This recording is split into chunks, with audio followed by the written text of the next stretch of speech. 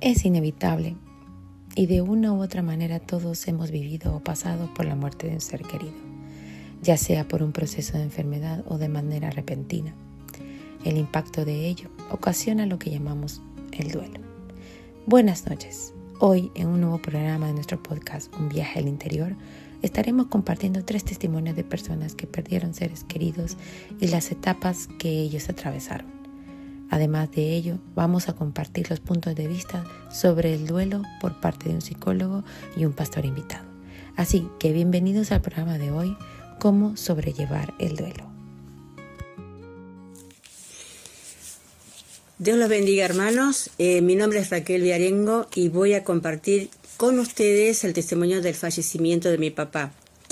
En el año 2017 lo llevo al control con su médica de cabecera y nos dijo que lo vio muy pálido y que necesitaba una transfusión de sangre.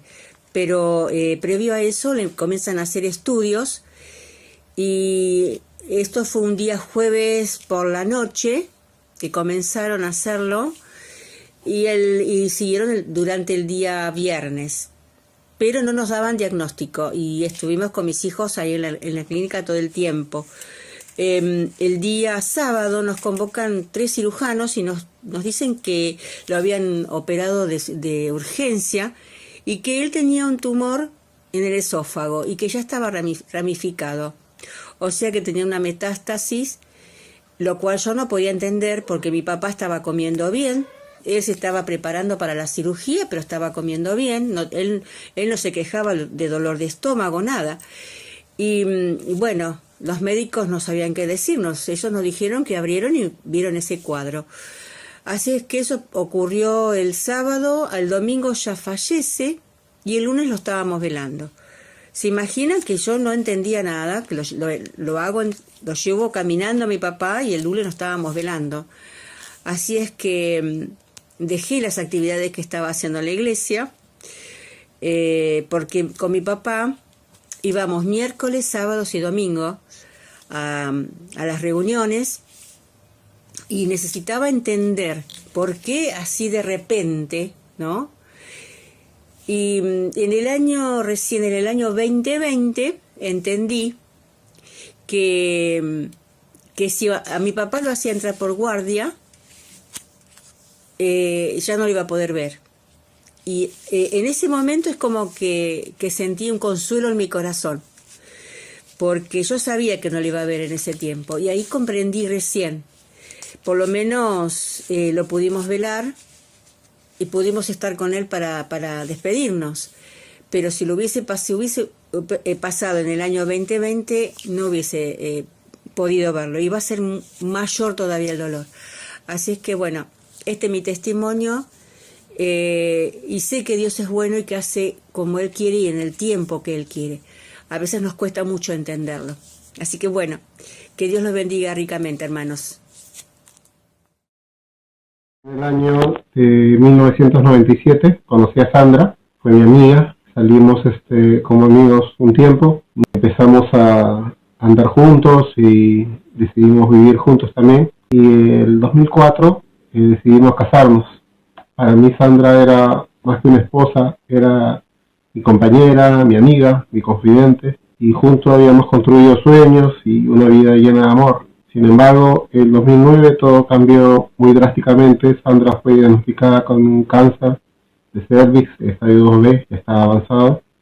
Fue muy pronto el avance de la enfermedad porque ella se deprimió y avanzó en pocos meses. Terminó el cáncer llevándosela lejos de mí. Cuando Sandra falleció, mi mundo se desmoronó y estuve en conmoción. No lo esperaba. Yo tenía fe de que ella no muriera. Le pedí a Dios eso. Recuerdo cómo me sentí en ese momento. Era como si el suelo se me abriera en mis pies y la pena fue tan profunda que la tristeza me sobrepasaba. No pensé que podía salir de eso. Todos los días la idea de seguir adelante sin ella me parecía inconcebible. Estaba perdido, atrapado en una oscuridad que duraba mucho. No sabía cuándo terminar. Y me di cuenta de que podía evitarlo. Yo le había pedido algo a Dios y Él no me había escuchado y decidí alejarme de Él. 3 años estuve así, tratando de trabajar, de conocer amigos, pero sin procesar el duelo. Nunca me decidí a pasar por ese proceso, me mantenía ocupado, eso fue mi error. Y entonces hacer el tratamiento era cáncer, y entonces tuve que operarme y seguir con el tratamiento, y el doctor me dijo que tenía que hacer otros exámenes y pude avanzar, y después de 1 año y medio que duraron todas las pruebas que me hicieron, tomografías, exámenes, biopsias, me dijeron de que ya no tenía más cáncer, de que el primer tumor había salido y había estado como en una pelota, como encriptado, y que al parecer no había hecho metástasis.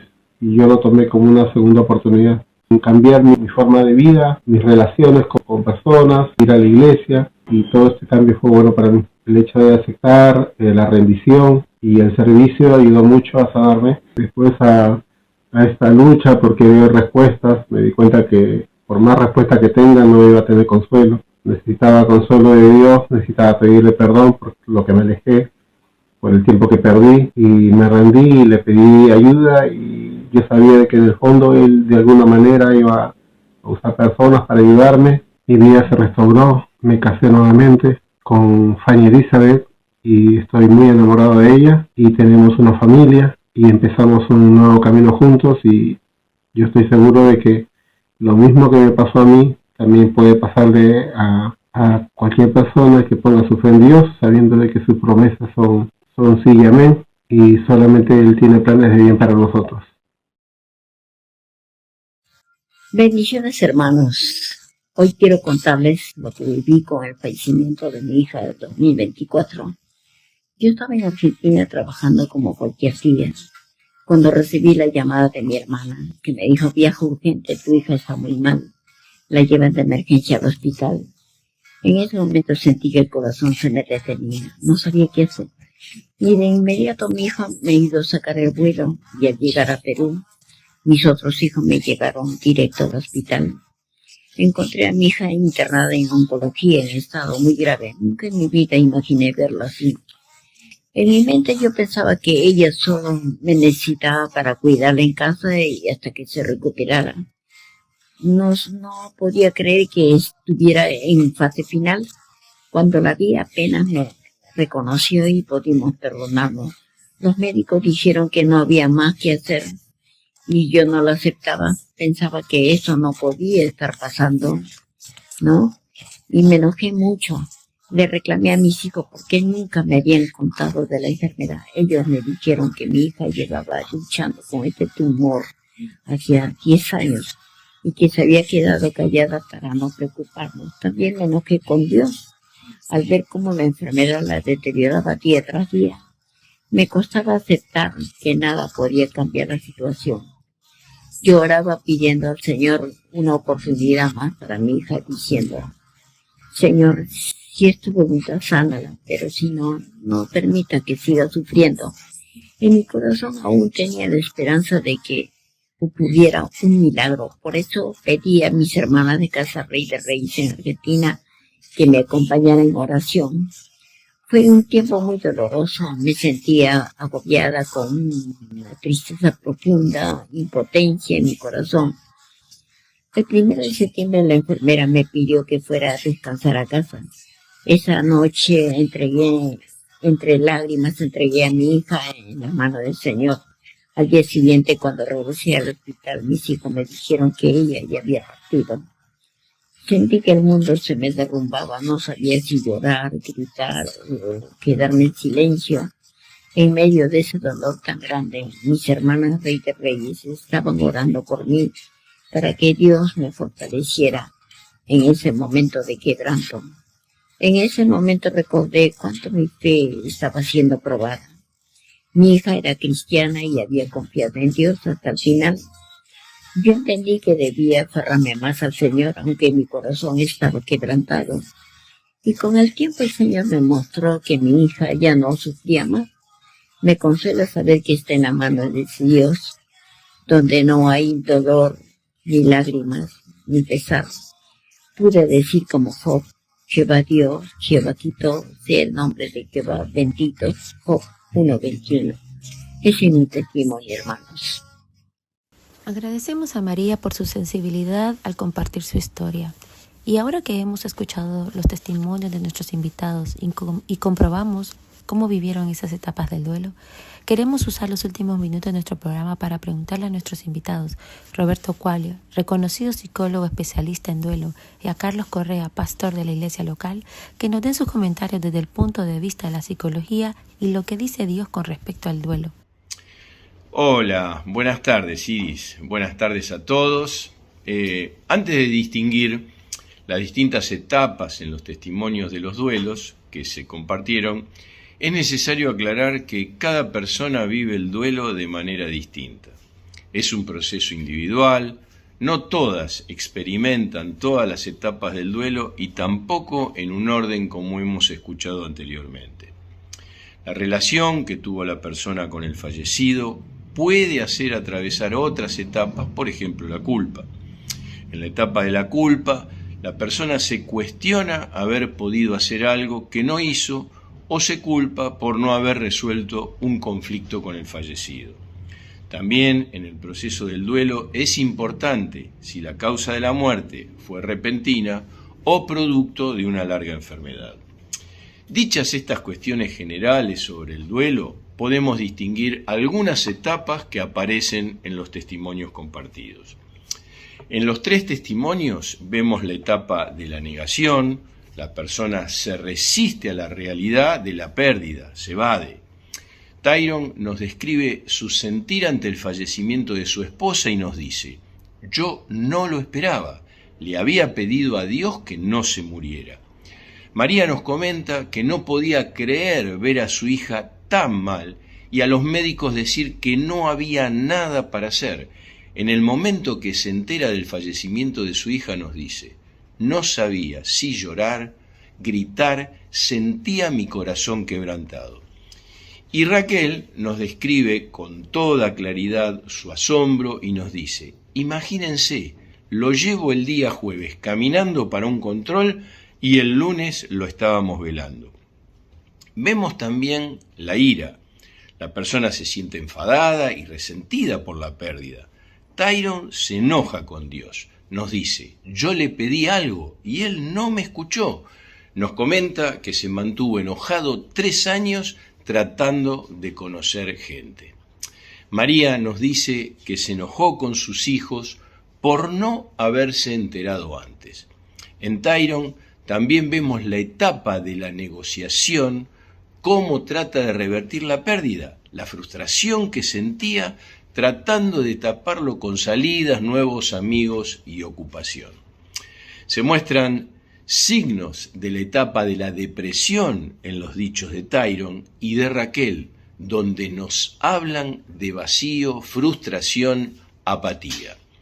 Tyron nos dice: recuerdo cómo me sentía que era como que el suelo se me abriera, la pena era muy profunda, la tristeza me sobrepasaba. Me sentía perdido, atrapado en la oscuridad y que nunca iba a poder salir. Raquel nos dice: dejé de hacer las actividades que hacía en la iglesia.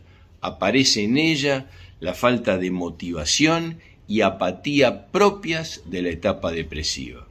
Y por último, en los 3 testimonios podemos ver que cada uno de distintas formas van aceptando la realidad y así comienzan a sanar. En esta etapa, la persona comienza a sentir paz, mayor claridad, va recobrando la esperanza de un nuevo comienzo.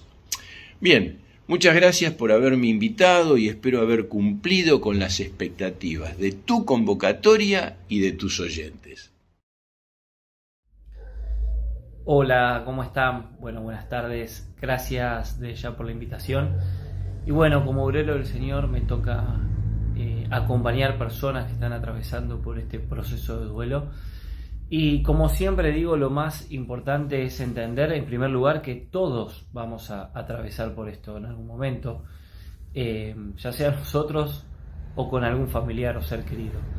Pero la Biblia nos enseña, ¿no?, que hay del solo que no tiene quien lo levante.